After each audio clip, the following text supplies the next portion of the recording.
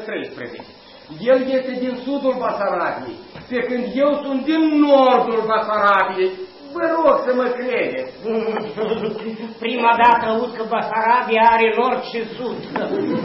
Ribbentrop mi-a spus că Basarabia e o toloacă de păscut vitele. Mă vor salva și pe mine. Am să cresc gâște. Imaginați-vă, o țară albă ca zăpada, o țară plină de gâște.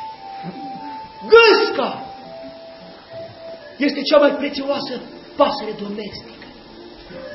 Ea dă pene de scris și globul pământesc are nevoie de miliarde de pene de scris, de carne, în fine, de locuri de muncă.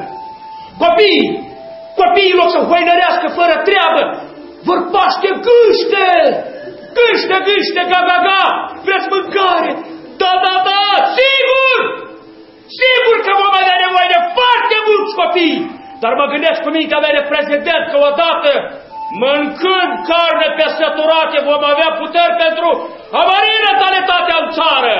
Vor apare incubatoare pentru producerea bobocilor, fabrici pentru ascuțitul penelor de scris, miliarde de locuri de muncă, se vor întoarce acasă capționarii noștri!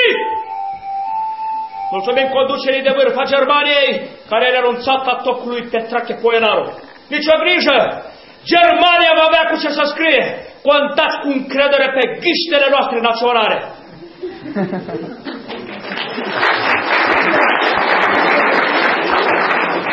Te văd că am supărat pe români. Nu cumva ți-au scufundat și țivii în vapor?